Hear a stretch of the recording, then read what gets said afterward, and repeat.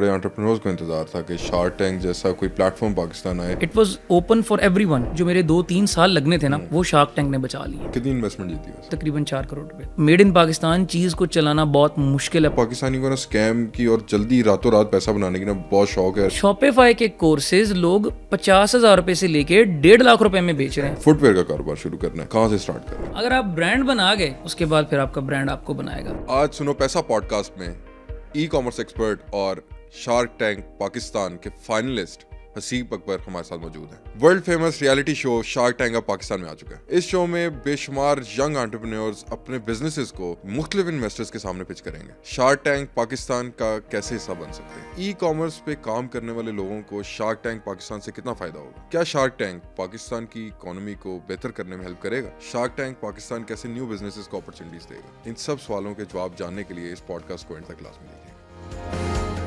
Marketing specialist, e commerce specialist, running a successful brand और उसके बाद फिर शार्क टैंक के फाइनलिस्ट, एक चेक जीतना, कैसा था एक्सपीरियंस? जब चेक हाथ में आया ना, तो मज़े की बात बताऊँ, वो फीलिंग ही अपनी एक डिफरेंट फीलिंग थी। क्योंकि वो वो लाइफ में पहली बार पता चला कि यार हाँ, अब कुछ किया है, ठीक है ना, अब कुछ किया है। इससे पहले भी बिजनेसेस तो बनाए, फ्लिप भी किए, सब कुछ किया, लेकिन वो जो मज़ा था ना, वो नहीं था। तो जब हम उस स्टेज पे गए, हम लोगों ने पिच दी और सामने 5 इतने बड़े बड़े लेवल के लोग बैठे हुए हैं, और जब क्रॉस क्वेश्चनिंग हुई और इन द एंड जब फिर एक बंदा हमें एक ऑफ़र कराता है और हम उस ऑफ़र के ऊपर, यानी कि लिटरली कोई निगोशिएशन नहीं, अच्छा। और हम लोगों ने जो है वो एक्सेप्ट कर ली। तो एक वो 5 सेकंड का एक मशवरा था जो मैंने और मेरे को फाउंडर ने किया, और then we just jumped on it. Shark tank का पाकिस्तान में आना काफ़ी, मतलब कि it was a long awaited thing, you know, और बड़े लोगों को इंतज़ार था, बड़े एंटरप्रेन्योर्स को इंतज़ार था कि शार्क टैंक जैसा कोई प्लेटफॉर्म पाकिस्तान आए जो एटलीस्ट जो लोग इन्वेस्टमेंट से मरहूम है या जो इन्वेस्टर्स के हाथों ब्लैकमेल हो रहे हैं, तो ठीक है, एक शार्क टैंक का एक आना तो it was a big thing I guess. आपको क्या लगता है कि फ्यूचर में इस तरह के जो शार्क टैंक जैसे प्लेटफॉर्म जो आ रहे हैं, उससे ई कॉमर्स और दूसरे जो एंटरप्रेन्योर्स हैं उनको फ़ायदा होगा? Of course. आपको बात बताऊं कि शार्क टैंक कोई एक्सक्लूसिव शो नहीं था, it was open for everyone. And इसके जो बाकी नेक्स्ट सीजन्स भी आएंगे वो ओपन फॉर एवरीवन है। देखें, ये मैं वो कहता हूँ कि ये आपके अंदर की जो है ना सक्सेस की भूख होती है, जो आपको पुश करती है कि आप कहीं जाएं, कुछ ढूंढें, सही है, और कहीं ना कहीं जो है ना अपनी जगह बना के वहाँ पे फिट इन हो, सही है। तो वो जो एक प्रोसेस था ना, मैं हमेशा शार्क टैंक को रिसर्च करता रहता, उसके ऊपर ना चीज़ें देखता रहता था। मज़े की बात मैं आपको बताऊं कि मुझे नहीं पता था कि शार्क टैंक पाकिस्तान में आया। अच्छा। आउट ऑफ नोवेयर मैं शार्क टैंक पाकिस्तान सर्च करता हूँ एक दिन फेसबुक के ऊपर, और मुझे एक फेसबुक पेज मिलता है, और मैं जब वहाँ पे जाता हूँ तो मुझे वहाँ पे एक लिंक मिलता है शार्क टैंक पे अप्लाई करने का। अच्छा। और मैं उस लिंक पे अप्लाई करता हूँ, और मुझे अभी तक नहीं पता कि यार ये वाकई पाकिस्तान में आ चुका है और वाकई इसका सिस्टम हो रहा है। और मैं उस पोर्टल के ऊपर अप्लाई करता हूँ, और हर चीज़ व्हेन वी गो थ्रू, और उसके बाद मुझे पता चलता है कि यार 2000 बंदों में से हम 100 बंदे तकरीबन जो है वो फाइनलिस्ट, हम लोग सिलेक्ट हुए हैं, शॉर्ट लिस्ट हुए हैं 100 बंदे, ठीक है। और 100 बंदों ने वहाँ पे जाके उनके 3 राउंड्स थे। पहला राउंड, उसके बाद सेकेंड, और फिर थर्ड राउंड जो था वो मेन, वहाँ पे जाके आपने पिच करना होता है। तो उस थर्ड राउंड तक जाते जाते आई थिंक 93 या 94 लोग थे तकरीबन जो वहाँ तक गए हैं। तो 2000 बिजनेसेस के अंदर से वो बिजनेस पहले उन्होंने वेट किए हैं, और it was a very amazing experience. कितने बिजनेसेस थे जिन्होंने कोई प्राइज जीता है या जिन्होंने कोई इन्वेस्टमेंट जीती है? ऑलमोस्ट आप कह सकते हैं कि मोर देन 50% बिजनेसेस हैं जिन्होंने किया है, क्योंकि सब नौजवान और यंग एंटरप्रेन्योर्स थे, ठीक है। जो मुझे बहुत अच्छी और खुशी की एक बात लगी कि फीमेल एंटरप्रेन्योर्स बहुत थी, ठीक है। और जो होम बेस्ड बिजनेसेस थे फीमेल्स के, तो उनको काफ़ी ज़्यादा उन्होंने जो है ना वुमेन एम्पावरमेंट का जो एक एलिमेंट था वो बहुत ऑन था वहाँ पे। इवन के जो 2 इन्वेस्टर्स थे वहाँ पे वो भी फीमेल्स थी, ठीक है।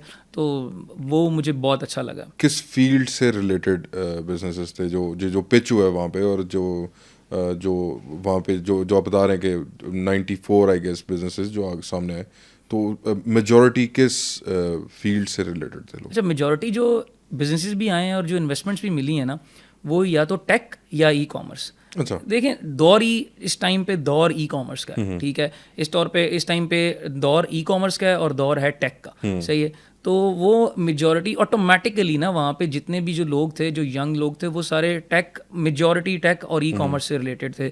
और ई कॉमर्स बिजनेसेस को स्पेशली जो है वहाँ पे जो है वो अच्छी इन्वेस्टमेंट्स और अच्छी ऑफर्स हुई हैं, क्योंकि देखें इन्वेस्टमेंट मिलना एक बात नहीं है, इन्वेस्टमेंट अच्छी टर्म्स पे मिलना और एक ऐसी शार्क या एक ऐसे इन्वेस्टर के थ्रू मिलना कि जो वाकई आपकी रिलेटिव फील्ड के अंदर जो है वो एक्सपीरियंस रखता है, राइट। और आप इन्वेस्टर क्यों चाहते हैं, कोई भी बिजनेस है वो इन्वेस्टर क्यों चाहता है। मैं ये तो नहीं चाहता कि कोई बंदा आए और मुझे पैसे दे और मैं उससे कारोबार करूं। कारोबार तो मैं ऑलरेडी कर रहा हूं, मैं प्रॉफिट में हूं, लेकिन इस कारोबार को नेक्स्ट लेवल तक लेके जाने के लिए जो एक्सपर्टीज, ठीक है, जो दरकार हैं वो शायद मेरे पास नहीं है, राइट। और जब वो राइट माइंडसेट और राइट स्केलिंग माइंडसेट जब मुझे मिलेगा, ठीक है, तो आई थिंक कि मुझे जहाँ पे 14 माह लगे हैं एक से अपने बिजनेस को जहाँ लाने में, आई थिंक अगले 4 माह में हम वहाँ पे पहुँच चुके होंगे, उससे 10 टाइम्स स्केल कर चुके होंगे। एक ब्रांड शुरू करना, मैंने जो थोड़ा बहुत आपके बारे में पढ़ा और जो देखा,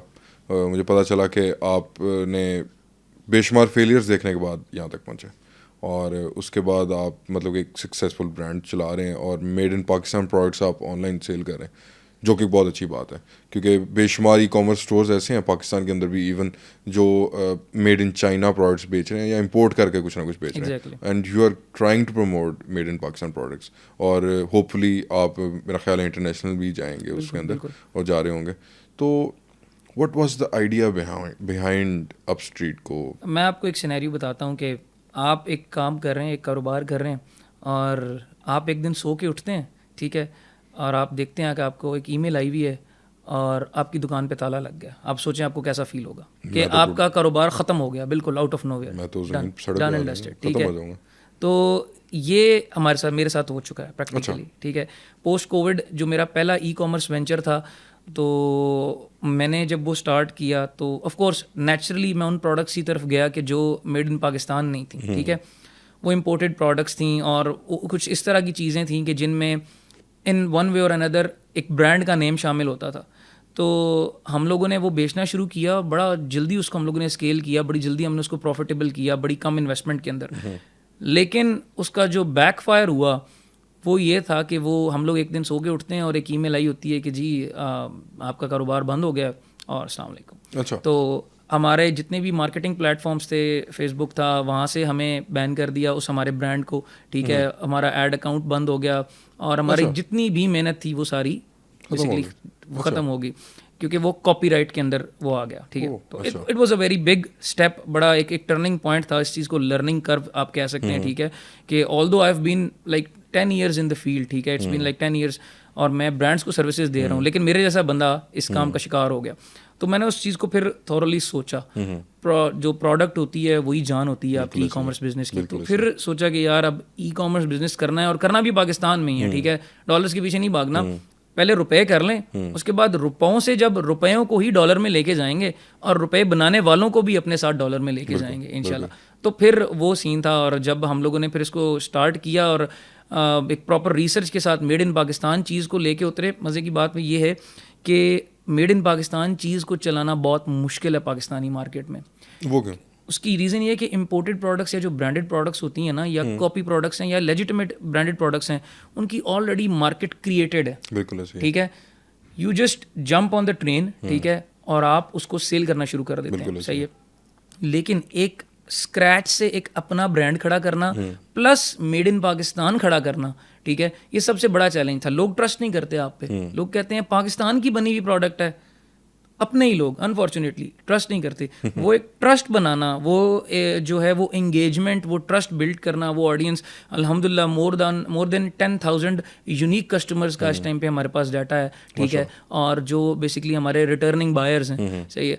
तो ये बड़ी खुशी होती है अल्हम्दुलिल्लाह। मैंने भी एक चीज़ नोटिस की है कि ऑनलाइन प्रोडक्ट्स पे ना, वैसे हम पाकिस्तानियों का ना ट्रस्ट अभी उस तरह बन नहीं रहा जिस तरह बाकी दुनिया में बन चुका है लोगों को। दुनिया बाकी मुल्कों में जो फर्स्ट वर्ल्ड कंट्रीज़ हैं या सेकंड वर्ल्ड कंट्रीज़ हैं, वो लोग तो काफ़ी हद तक ई कॉमर्स पे ही रिलाई कर रहे हैं। इवन ग्रॉसरीज से लेके आप शॉपिंग से लेके आपको कोई भी चीज़ चाहिए you name it and you get it from the internet. लेकिन पाकिस्तान के अंदर अभी मार्केट के अंदर मेरा ख्याल है काफ़ी गैप है ई कॉमर्स में। और असल में शायद जो मुझे लगता है वो ये है कि हम पाकिस्तानी को ना स्कैम की और जल्दी रातों रात पैसा बनाने की ना एक बहुत शौक है और एक आदत भी है।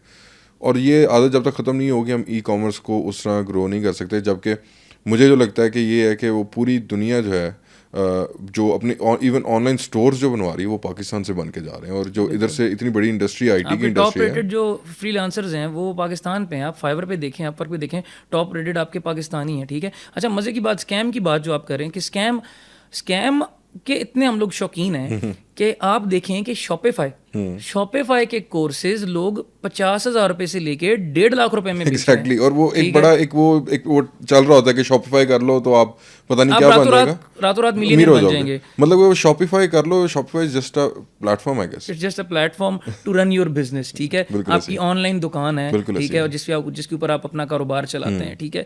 और इसको ऐसे शुगर कोट करके प्रेजेंट किया जाता है, ठीक है ना, कि आप इतने पैसे लें, आप इतने पैसे लगाएं और आप रातों रात अमीर बन जाएं। और जब तक ये मेंटालिटी रातों रात अमीर बनने वाली सर खत्म नहीं होगी ना, ठीक है, हम लोग किसी भी फील्ड में तरक्की कर ही नहीं सकते। सही है।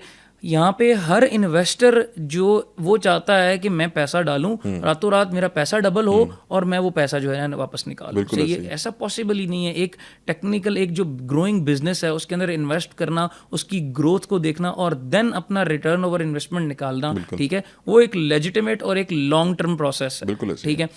उसके बरक्स आपके पास एक बंदा आता है जो जनाब एक लग्जरी गाड़ी रखता है, ठीक है, रेंट के ऊपर लेता है। वो लग्जरी गाड़ी जो टिपिकल प्रोसेस है, ठीक है, वो एक लग्जरी गाड़ी रेंट के ऊपर लेता है। वो एक लग्जरियस बिल्डिंग के आगे जाके वो एक प्यारी सी वीडियो शूट करता है कि ये देखें मैंने ये घर ले लिया और ये गाड़ी ले ली और ये आ जाएं आप लोग भी आ जाएं, ठीक है ना। वो आपको एक फ्री लेक्चर देता है जिसमें बेसिकली 0 to no वैल्यू होती है और उसकी क्लिक बेट ये होती है कि यार रातों रात करोड़पति बन जाए। सही है। आप अपना मेहनत से कमाया हुआ 50-60 हज़ार रुपया, लाख रुपया उसको देते हैं और वो आपको ये बता देता है कि हाँ ये शॉपिफाई है, ये वेबसाइट बनती है और ये ऐड चला लो, जो कि आप यूट्यूब के ऊपर 4 कीवर्ड्स डालेंगे, सर्च टर्म डालेंगे तो आपको मिल जाएगा। सही है।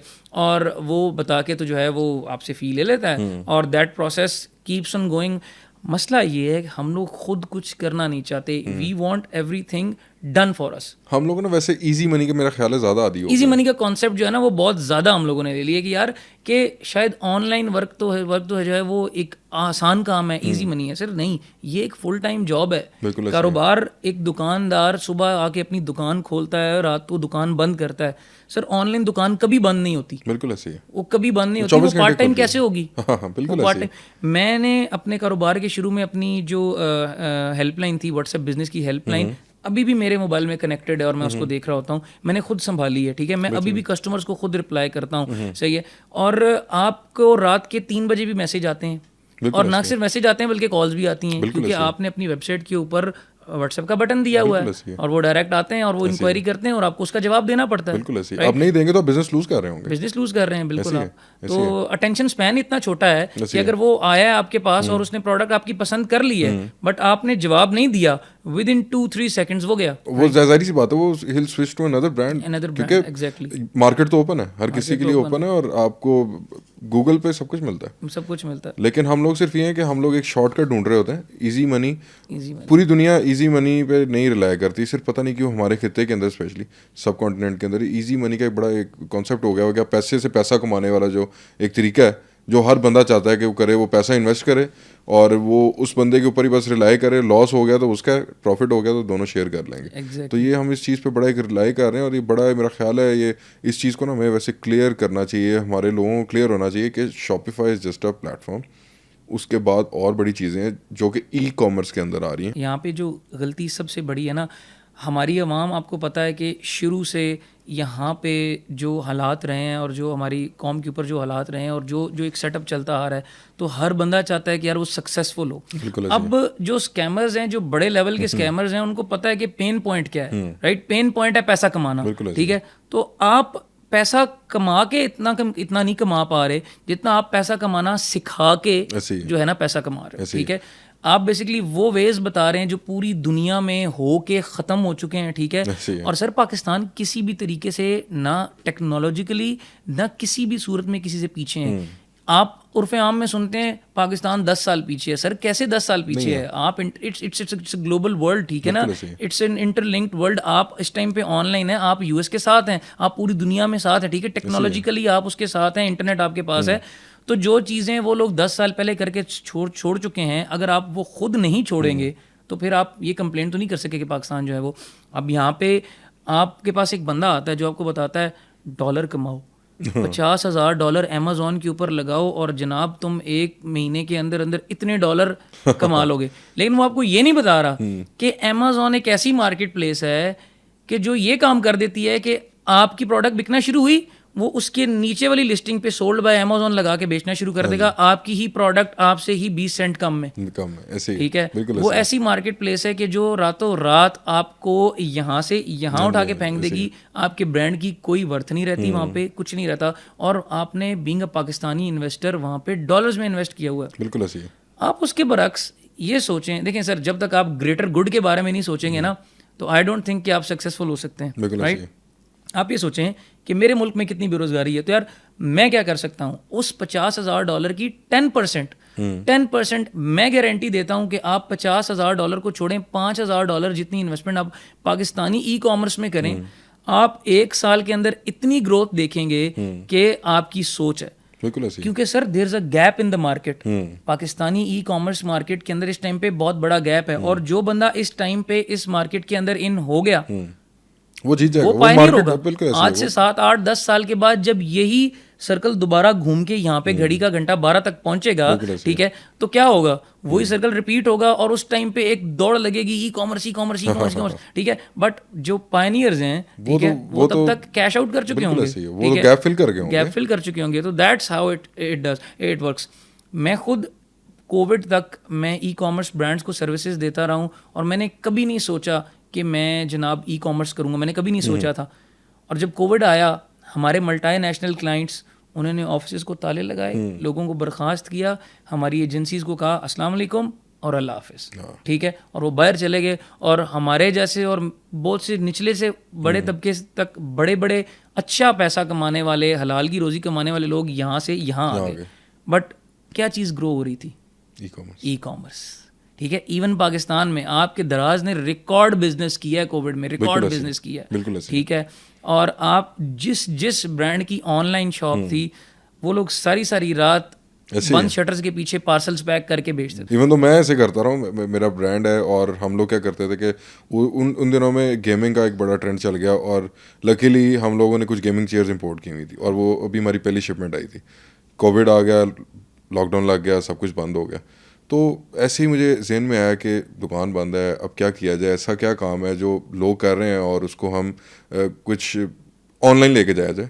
और वो मेरा एक पॉइंट था। वेबसाइट इवन दो थी, उसके ऊपर उस तरह वो सेल्स नहीं थी, ना फोकस था उस तरह, ना उस वक्त तक ना रुझान था पाकिस्तान के अंदर, क्योंकि ई कॉमर्स का रुझान लोगों के अंदर और ब्रांड्स के अंदर आया ही कोविड में और कोविड के बाद है। और मैंने क्या किया, मैंने सिर्फ OLX पे एक ऐड लगाना शुरू किया गेमिंग चेयर का, और आप यकीन नहीं करेंगे कि मेरा ख्याल है मैं दिन में कोई 10 से 15 चेयर्स घर बैठे ही बेच रहा हूँ, और मैं सिर्फ फ़ोन के ऊपर ही अपने लड़कों को कह रहा हूँ कि आप गोदाम से इसको पैक करें, इसको फिट करें और इसको अगले बंदे को और आप ये देखें कि जब वो ओपन हुआ है तो दैट बिजनेस एडेड अप। बिल्कुल ऐसे, बिल्कुल ऐसे। अब वो जाहिर सी बात है, जिसने एक गेमिंग चेयर मुझसे खरीदी है, वो उसको कोविड के बाद भी उसको कुछ ना कुछ की चीज़ की ज़रूरत होगी, तो वो जो क्लाइंटेज मेरी जो बढ़ी कोविड के अंदर, वो मेरा ख्याल है वैसे अगर कि कोविड ना आता और ई कॉमर्स की तरफ हम लोग ना जाते तो मेरा ख्याल है उस तरह नहीं हो सकता था।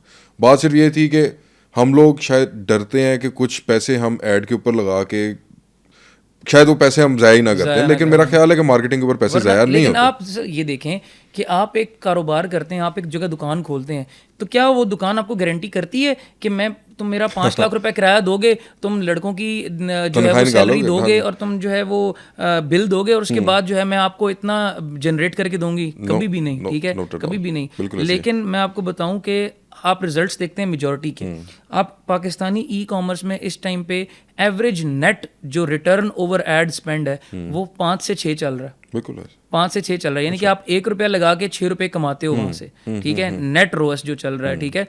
जो ब्रांड्स का ग्रॉस रोएस है वो तो 8, 10 भी है, लेकिन उसमें कुछ प्रॉब्लम्स हैं जिससे कट कटा के वो 6 का रोएस, और ये बहुत अच्छा रोएस है। आपकी दुकान आपको इतना रिटर्न ओवर एड स्पेंड नहीं देती विदाउट किसी कमर्शियल किराए के, विदाउट किसी वो 10 लड़कों की सेल्समैन की टीम के और बगैर किसी को धोखा दिए, ठीक है। यहाँ पे तो दुकानदार से सामान कस्टमर दुकान से लेके बाहर निकला और उसके बाद आप कौन है मैं आपको नहीं जानता, ठीक है। बड़े बड़े ब्रांड इस तरह करते हैं, राइट। लेकिन जब आप ऑनलाइन काम करते हैं तो नहीं, इस तरह नहीं होता। इवन दो असीब भाई, इस तरह के पूरी दुनिया में अगर आप कोई चीज़ खरीदते भी है, इवन दो आप you buy a pair of shoes, आपको नहीं पसंद आया, आप 6 महीने बाद भी आपको नहीं पसंद आया, आप आके रिटर्न कर दो विदाउट एनी क्वेश्चन, रिफंड करते हैं आपको, या आप चेंज कर लो या रिफंड कर लें।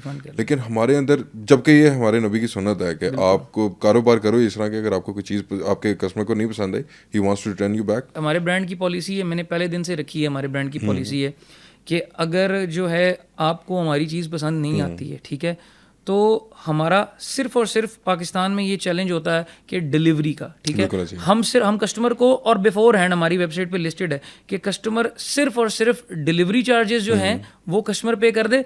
आप खोलें, चेक करें, चीज़ की तसल्ली करें, ईच एंड एवरीथिंग, स्टिल आपको पसंद नहीं आती, नो क्वेश्चंस आस्क्ड, आपके पैसे वापस, ठीक है। यहाँ पे ई कॉमर्स में सबसे ज़्यादा हमें जिस काम की जो ज़रूरत है ना, वो बायर को भी एजुकेट करने की ज़रूरत है कि आपने ई कॉमर्स को यूज़ कैसे करना है। अच्छा, मेरे पास इतनी डेली की रिपोर्ट्स आती हैं कि सर कस्टमर कह रहा है कि जी मुझे पहले भी धोखा हुआ है तो मैं आप पे ट्रस्ट कैसे करूं, मैंने पहले मंगाया कुछ और था और उन्होंने ईंट रख के भेज दी, मैंने जूते मंगाए थे उसके अंदर से ईंट निकल आई, पत्थर निकल आए, मोबाइल मंगाया था पत्थर निकल आए, ठीक है। तो ये वो, तो कस्टमर्स को भी एजुकेट करने की ज़रूरत है कि यार आप एक लेजिटिमेट ब्रांड को, एक लेजिटिमेट स्टोर को और एक स्कैमर को कैसे डिफ्रेंशिएट करते हैं, ठीक है।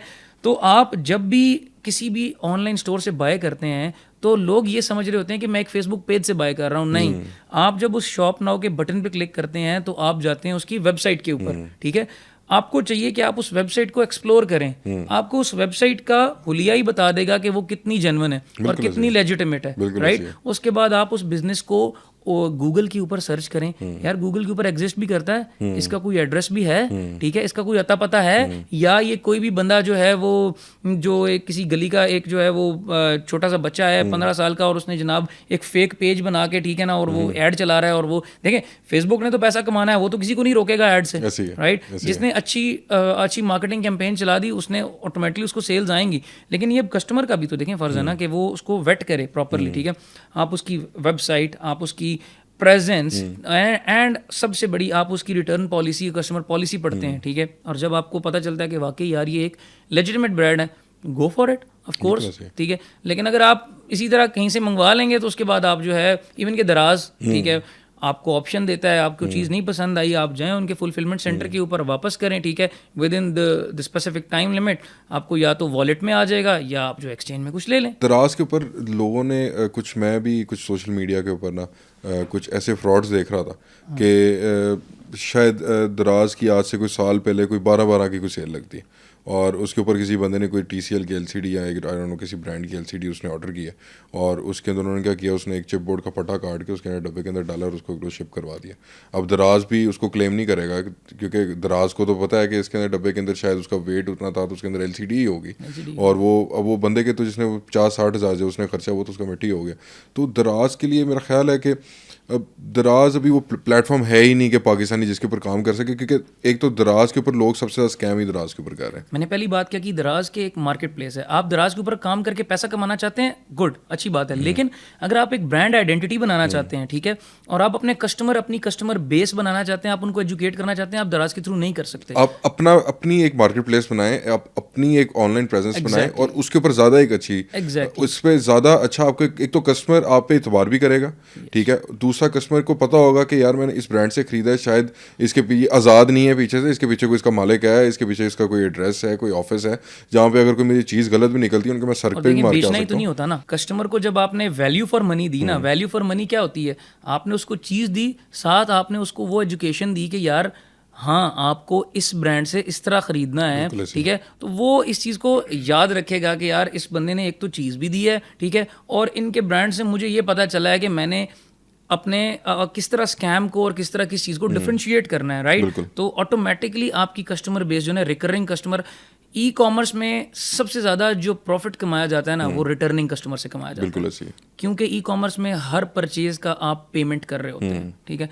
हर जो परचेज़ आपकी वेबसाइट के ऊपर गिरती है, आप किसी न किसी एडवर्टाइजिंग प्लेटफॉर्म को ओवरहेड्स की मद में कहीं ना कहीं आप पे कर रहे हो बिल्कुल तो ऐसे। लेकिन जो रिकरिंग कस्टमर है ना सर, वो असल वैल्यू ऑफ मनी का जो रिजल्ट है ना वहाँ से आता है। वहाँ से आता है, बिल्कुल वहाँ से ऐसे आता है, ठीक देखिए जो कस्टमर आपके पास वापस आ रहा है तो उसका मतलब ये है कि he has tried your product and he trust you. He trust, ठीक है। तो वो आपका उसका फिर जब एक दफ़ा ट्रस्ट बिल्ड हो गया तो वो 10 लोगों को और बताएगा जाके कि यार मैंने इस ब्रांड से एक चीज़ खरीदी है, फॉर एग्जांपल हाई स्ट्रीट को से मैंने एक चीज़ खरीदी है, तो वो जितने पैसे ले रहे हैं एटलीस्ट उतने की प्रोडक्ट वो दे रहे हैं। तो वो जो वापस आ रहा है ना कस्टमर, वही आपकी जीत है और वही आपके ब्रांड की जीत है। पहला कस्टमर आपकी ब्रांड की जीत नहीं है, जब वो रिटर्न हो रहा है तो मेरा ख्याल है वही ब्रांड की जीत है। एग्जैक्टली यही चीज़ अच्छा हसीब, आगे प्लान है कोई फिजिकल स्टोर की तरफ जाने का या सिर्फ ई कॉमर्स पे ही रिलाई करना है? नहीं, बिल्कुल फिजिकल स्टोर का प्लान तो बिल्कुल है, लेकिन अभी हम लोग जो हमारा जो प्लान है वो इंटरनेशनल मार्केट में हम लोगों ने इसको लेके जाना है, बेहतरीन। ठीक है। हमारी जो प्रोडक्ट्स हैं वो जो है वो बहुत यूनिक हैं, ठीक है। हम लोगों ने स्पेशली जो अपनी प्रोडक्ट्स डिज़ाइन की हैं वो जेन जी के लिए डिज़ाइन की हैं, और इस तरह की चीज़ें कि अब मैं आपको बताऊं कि जेन जी जो है वो पेशावरी चप्पल नहीं पहनती, ठीक है। पेशावरी चप्पल नहीं पहनती, ये हमारे ट्रेडिशन का एक पार्ट है, सही है, लेकिन जेन जी नहीं पहनती, लेकिन हमारी पेशावरी चप्पल पहनती है। आप मेरी वेबसाइट पे जाएं, पेशावरी चप्पल के सबसे ज़्यादा बायर ही हमारे नौजवान हैं। उसकी रीज़न क्या है कि हमने पेशावरी चप्पल को इस तरह इनोवेट किया है कि उसको हमने स्केचर बना दिया, ठीक है।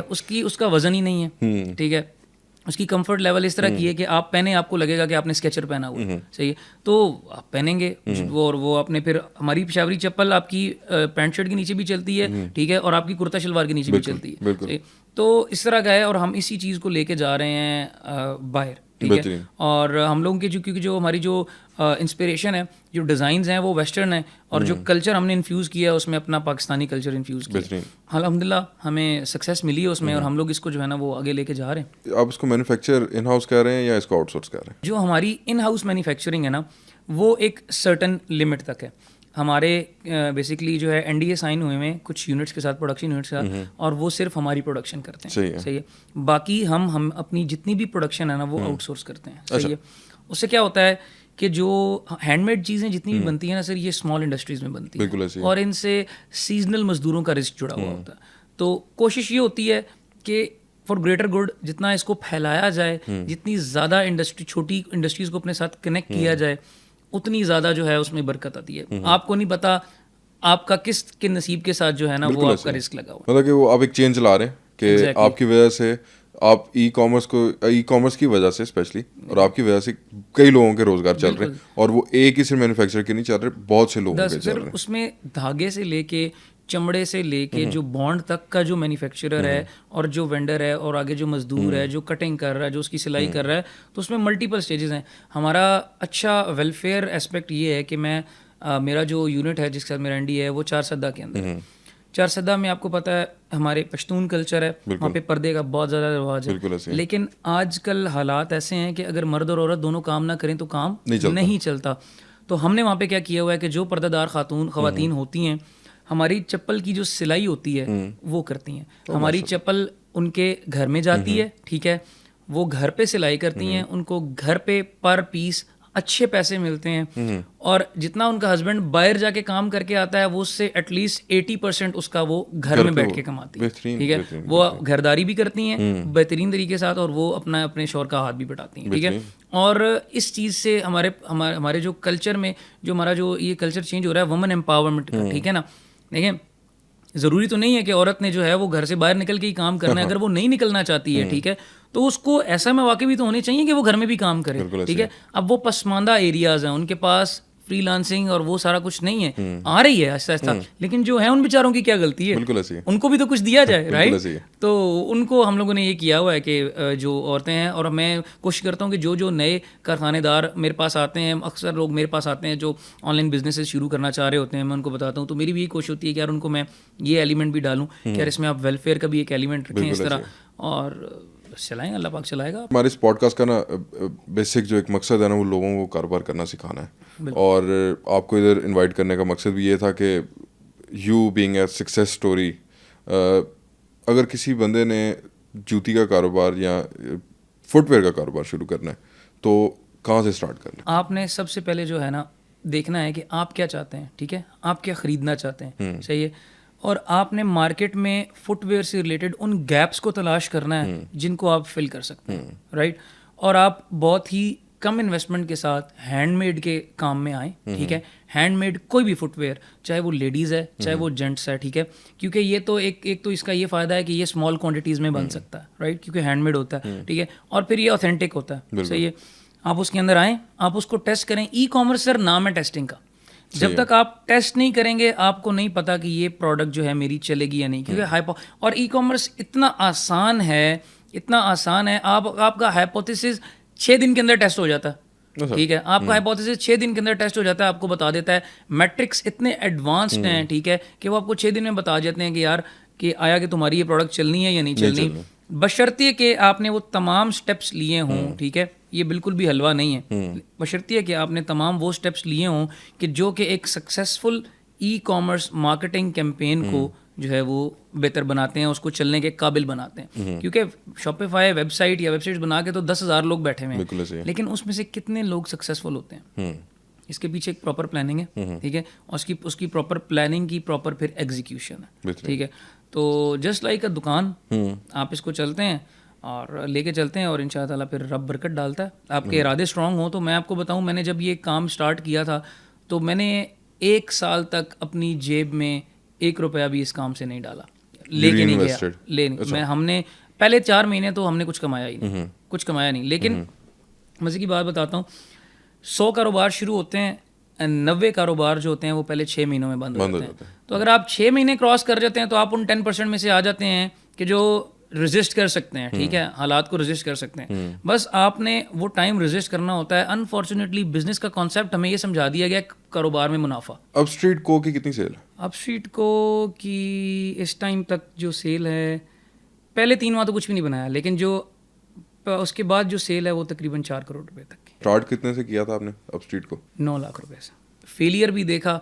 आप डटे रहते हैं ना सर, तो हो जाता है काम हो जाता है। आपका काम है डटे रहना, सही है। तो अगर आप डटे रहेंगे तो रब बरकत डालने वाला है और वो डालता है। ई कॉमर्स के कितने कंपोनेंट है आपके हिसाब से? ई कॉमर्स के जो मेन कंपोनेंट है ना सबसे ज़्यादा, वो है आपके ब्रांड की प्रोजेक्शन। आप अपने ब्रांड को कहाँ प्लेस करते हैं, उसकी प्लेसमेंट क्या।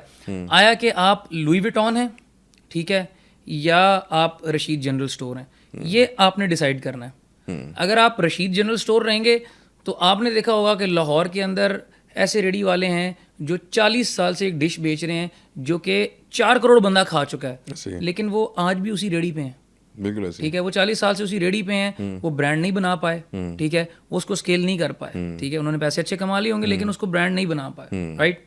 अगर तो आपकी मेंटालिटी रशीद जनरल स्टोर वाली है, ठीक है, तो आप पैसे कमा जाएंगे, लेकिन आप उसको ब्रांड या एक नस्लों के लिए एक गिफ्ट छोड़ के नहीं जा सकते। अगर आपकी प्रोजेक्शन अच्छी है अपने ब्रांड की, अगर आपने ये नहीं देखना कि मैंने पैसा कमाना है, आपने देखना है कि मैंने ब्रांड बनाना है। अगर आप ब्रांड बना गए उसके बाद फिर आपका ब्रांड आपको बनाएगा। तो ये मेन कंपोनेंट है आपके ब्रांड की प्रोजेक्शन, बाकी सब काम हो जाते हैं। ब्रांड बनाया कैसे जाए? आपकी प्रोजेक्शन होती है सबसे पहले तो आपकी प्रोडक्ट की जो रिसर्च है, आपकी प्रोडक्ट की रिसर्च बहुत स्ट्रांग होनी चाहिए। मैंने रिसर्च कर ली, मैंने प्रोडक्ट शॉर्टलिस्ट भी कर ली। Just for an example, for the sake of example, मैंने एक कप एज अ रिसर्च की, मैंने मार्केट में गैप देखा, ये कप मुझे नज़र आया कि यार इसके ऊपर जिस तरह प्रिंटिंग हुई है, इस तरह की प्रिंटिंग कोई नहीं करता। मैंने इसके ऊपर सारी वर्किंग भी की। अगला स्टेप क्या? इसको प्रेजेंट करने का तरीका है। अभी मैं अपने ब्रांड के शूट से होके आ रहा हूँ और हम लोगों ने 20 आर्टिकल्स के ऊपर 12 घंटे लगाए हैं शूट करने में, अच्छा, ठीक है। और this took a very big chunk of money from us, लेकिन हम उसकी प्रोजेक्शन कर रहे हैं। अगर मैं वही मोबाइल निकालूंगा, ठक करके तस्वीर बनाऊंगा और उसको फेसबुक पे लगा दूंगा या कहीं पे लगा दूंगा और उसको बेचूंगा, उसकी प्रोजेक्शन वो नहीं है, ठीक है। जबकि एक well thought, well scripted, tailored content, ठीक है। देखिए ई कॉमर्स की मार्केट में ना कंटेंट इज द किंग। जो प्रोजेक्शन हो रही है वो किंग है। अगर आपने एक अच्छा कंटेंट बना दिया उसके ऊपर और आपने उसको अच्छी ऑडियंस के सामने ले गए, आप जीत गए। एंटरप्रेन्योर्स आ रहे हैं और आपको नज़र भी आ रहा है, बड़े एंटरप्रेन्योर्स निकल रहे हैं और बड़े लोग, बड़े यंग टैलेंट बाहर आ रहा है, उभर के बाहर आ रहा है। और just for sake shark tank ना होता तो आज हसीब कहाँ पे होता? शार्क टैंक ना होता तो मेरी जो जर्नी जो एक्सेलरेट हुई है वो उतना एक्सेलरेट ना हो पाती, राइट। मैं उन राइट माइंडसेट्स के लोगों में इतना जल्दी ना पहुंच पाता और वो चीज़ें ना देख पाता जो मैं शार्क टैंक के तवस्सुत देख चुका हूँ, राइट। देखिए, इन्वेस्टर, एक चलते हुए बिजनेस के लिए इन्वेस्टर लेना कोई बड़ी बात नहीं है। इन्वेस्टर को भी पता है कि मैं पैसा डालूंगा, उसमें से पैसा निकलेगा, राइट। लेकिन वो राइट माइंडसेट और वो राइट लोगों तक पहुंचना, ये बड़ी चीज़ है। तो मेरे ख्याल से कि जो मेरे 2-3 साल लगने थे ना, वो शार्क टैंक ने बचा लिए। बेहतरीन। ठीक है, वो शार्क टैंक ने बचा लिए हैं। और अब जो मेरी जो ग्रोथ है ना, वो एक्सेलरेट हो गई है, ना सिर्फ मेरी बिजनेस की बल्कि मेरी पर्सनल ग्रोथ जो है वो एक्सेलरेट हो गई है। ठीक है, और मेरी लर्निंग्स और मेरी फाइंडिंग्स, क्योंकि मैं अब उन लोगों के साथ कनेक्टेड हूँ कि जिन्होंने चेन्स डेवलप की हैं, राइट, कि जिन्होंने एक चीज़ से उठा के उसको चेन्स में तब्दील किया।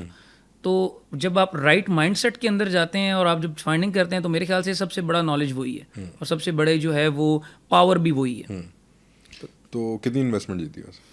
हम लोगों ने इस वक्त फिल वक्त हम लोगों ने 1 करोड़ रुपए की इन्वेस्टमेंट जो है वो जीती है। बेहतरीन। और मेरा ख्याल है वो 1 करोड़ रुपए से आपका जो बिजनेस है वो इट विल बी बिल्कुल, वो बहुत अच्छे और वो बहुत अच्छी टर्म्स के ऊपर, प्लस जो हमारे पास इन्वेस्टर जो आ रहे हैं उनका बहुत स्ट्रॉन्ग होल्ड है यूएस बिजनेस मार्केट के अंदर, तो वो हमें हेल्प करेंगे यूएस की बिजनेस मार्केट के अंदर लेके जाने में। ठीक है, तो हमारा ब्रांड जो है वो इंटरनेशनली प्रोजेक्ट होगा।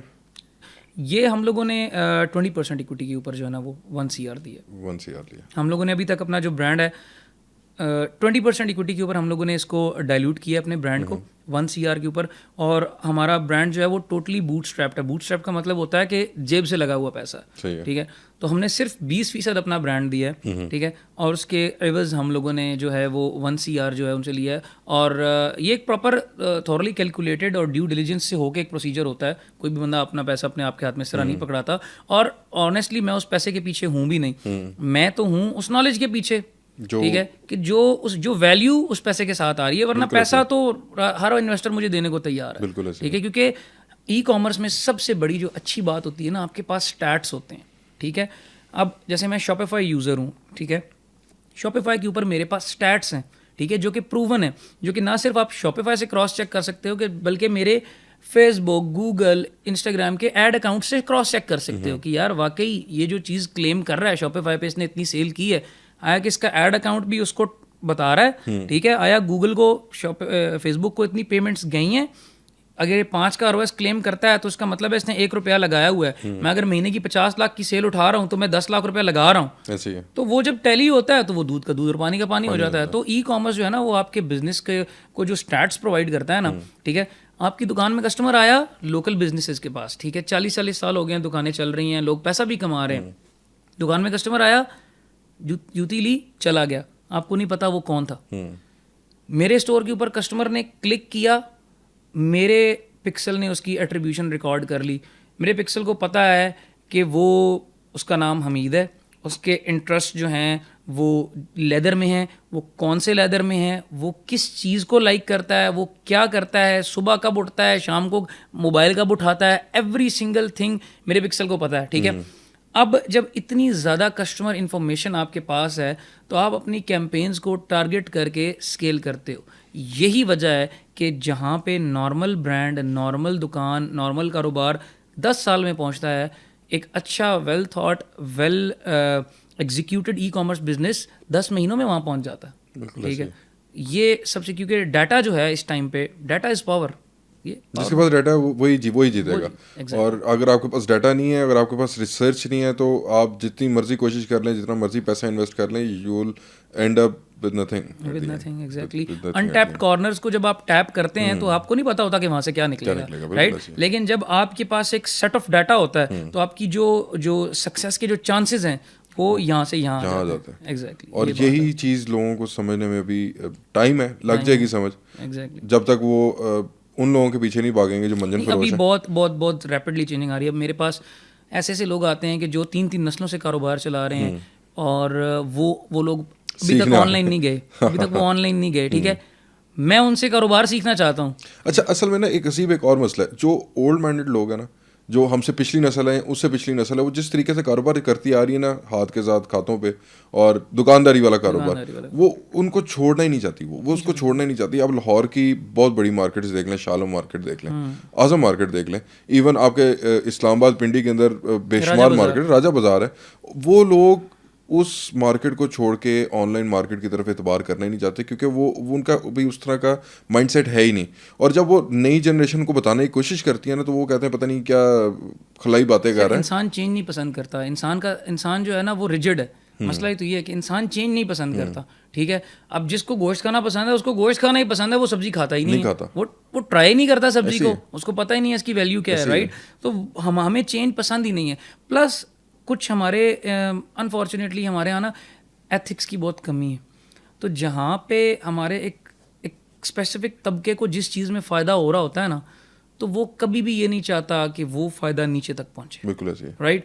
तो वो एक ऐसा माहौल क्रिएट कर देता है, उस चीज़ को इतना एम्बिगुअस बना दिया जाता है या इतना हवा बना दिया जाता है, ठीक है, कि यार वो आम बंदा जो है ना, जिस बेचारे की जेब में 5-10 लाख रुपए हैं, वो कहता है नहीं नहीं नहीं नहीं मैं तो ये कर ही नहीं सकता। तो सर जब आप शुरू ही आपने सोच लिया कि मैं तो ये कर ही नहीं सकता, तो फिर वाकई आप नहीं कर डर जब आपने दिल में बैठा लिया तो आप किस तरह करेंगे? वो आपको फिर वो डर तो यही कहता रहेगा कि तू फेलियर आ गया, फेलियर है। लेकिन कोई पता नहीं क्या पता उस फेलियर, वो 5 मिनट के फेलियर के बाद आ गया 5 साल का लर्निंग है। मेरे नज़दीक फेलियर के अंदर जो लर्निंग है, ठीक है, वही आपको सक्सेसफुल बनाती है। उससे बड़ी कोई चीज़ नहीं है। मतलब कि I am a big fan of Steve jobs, और मैंने उसकी बुक भी बहुत दफ़ा पढ़ी और उसकी बायोग्राफी भी बहुत दफ़ा पढ़ी, और उसकी एक लाइफ से ना एक ये लेसन मिलता है कि कीप ट्राइंग। मतलब अगर आप रुक जाओगे तो आप फारग रह जाओगे।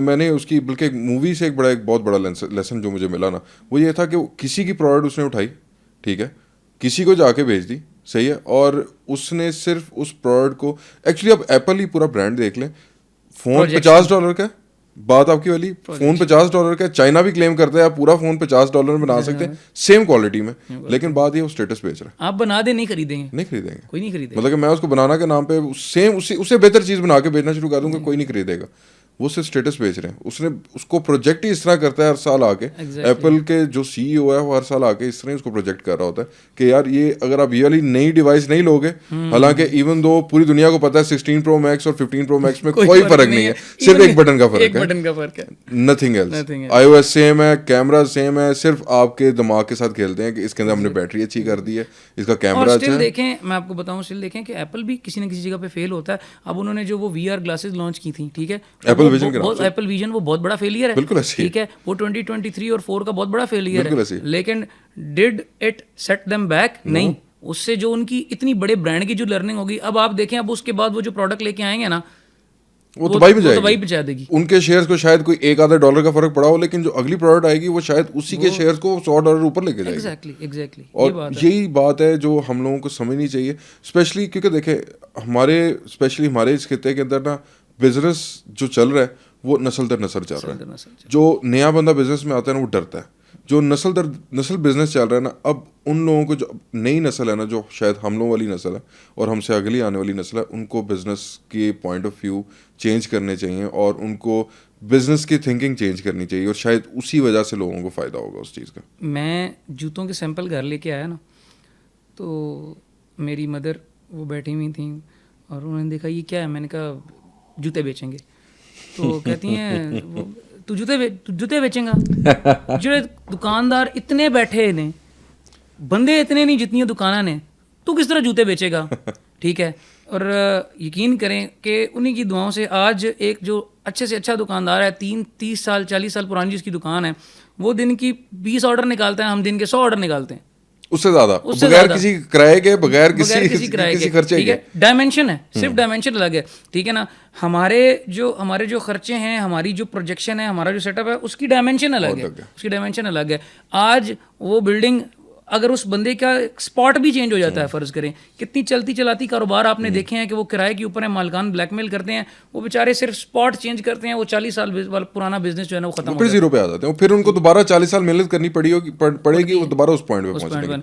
ऑनलाइन आप हर चीज़ के मालिक हैं, ठीक है, आपने एक बार वेबसाइट बना ली है और वो आपकी है, बिल्कुल, ठीक है। तो और ये फ्यूचर है, ठीक है, किसी भी बंदे के पास टाइम नहीं है। आप यहाँ जिस लोकेशन पे बैठे हैं, आज आपको शाह आलमी से अगर कोई चीज़ लेनी पड़ जाए, आपका सोच के आपकी रूह काम जाएगी कि यार मैं यहाँ से 1.5 घंटा लगा के गाड़ी पे जाऊँगा, ठीक है, और मैं जो है वो 1,000 रुपये का 2,000 रुपये का पेट्रोल जलाऊँगा, मैं 4 घंटे वेस्ट करूँगा, मैं यूँ करूँगा, और जब प्लेस ऑर्डर करूँगा तो विद इन 24 आवर्स चीज़ मेरे घर पे होगी। तो आप क्या प्रेफर करेंगे? मैं यही प्रेफर करूँगा कि मैं ऑनलाइन बैठ के, एक तो मेरा खर्चा कम होगा, जो 2,000 का मैंने पेट्रोल जलाना है वो बेहतर है कि मैं 300 की या 400 उसके डिलीवरी चार्जेस पे कर दूं और वही चीज़ मेरे घर पे और आप अपने उस टाइम को बेटर यूटिलाइज करें। हाँ। सिंपल। क्या आप भी शार्क टैंक पाकिस्तान में अपने बिजनेस को पिच करना चाहते हैं? हमें कमेंट सेक्शन में लाजमी बताइए।